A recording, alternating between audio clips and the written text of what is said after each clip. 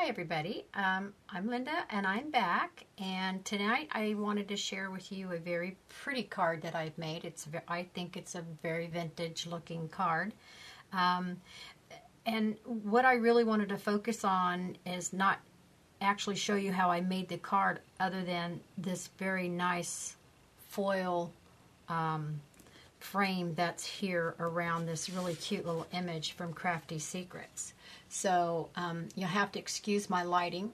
And again, excuse me, I've been sick, so my voice comes and goes, so bear with me.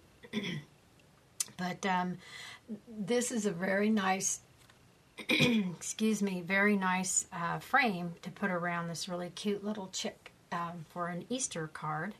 And what I really wanted to focus on in this card before I really get started to show you how I did this, there's a lot of browns and tans, and so I really wanted to focus on the reds that's in this image. So that's why, excuse me, you'll see that the embellishing is basically in red, and I did sponge a little on the background. The paper is from the Crafty Secrets earthy paper pad that I'll have that link on my blog at Linda's Works of Heart, as well as this little set of cute Easter images that came out, and I'm a little late posting with them, but the nice thing about this is that you have it's double-sided.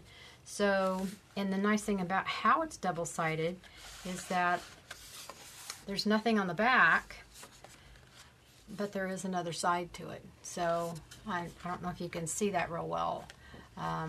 So it comes very nice. So when you cut one side out, you're not cutting through another image on the back side. So this is very nice. But this is the image that we're using.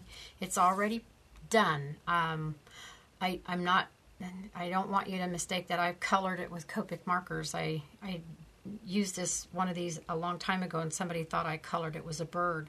But these are already done. I just cut that out. So this is the card we're going to make. I'm going to show you how I did the frame. So the first thing is that I want to really stress to you when you work with foil, and pardon the lights really glare off of this, so just bear with me a little bit. When you work with foil, you just need to be very careful. It's very sharp, so when you're cutting it, it can cut you. So just need to know that. How I cut it is once I determined which die I was going to use, and this is a nice frame from Spellbinders. It's a great die for any vintage looking look. And you just make sure that your die and your this width is wide enough to fit your die. So that's important. And just run it through, and then run it through again with the embossing. And I always use the wizard when I cut. So that's that. The next thing is that once you run your foil through your machine, it's very thin. And so what I do is, because it's so thin it bends real easy, I take and I run a plain or a piece of cardstock. In this case I used brown. I ran a brown piece of cardstock through the machine, and then I glued it very carefully to the back. So that's real important. But after I did that, I airbrushed it.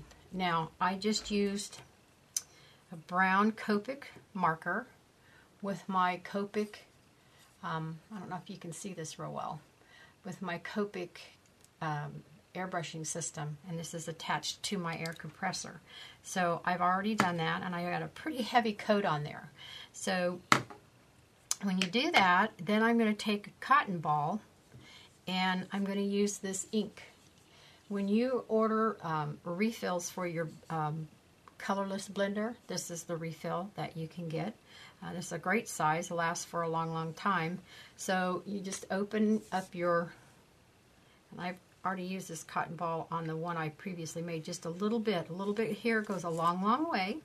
So just cover this up, and because I want to make sure it's pretty evenly all over my cotton ball, And then I come back. This is very messy. I did one on the other side, and you can see it's bleeding through. You're just going to come back, and you're going to kind of tap.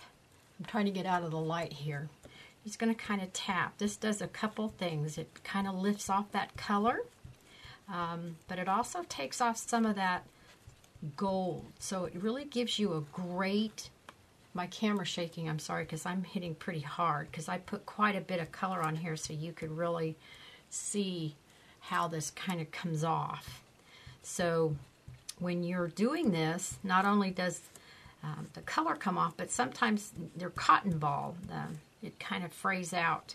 Don't worry about that. Once it's dry, you can kind of come back in there and pick it all off. But all this is doing is removing some of that layer of Copic marker.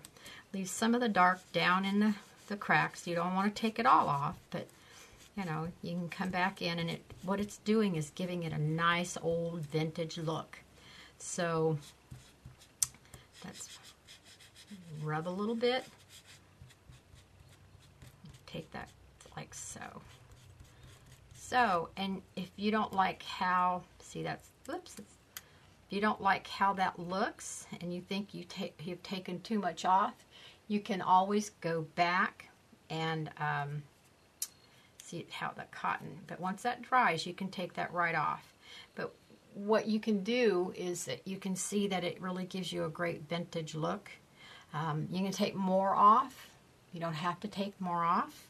That's really and truly what you think you might like, and that's the end result.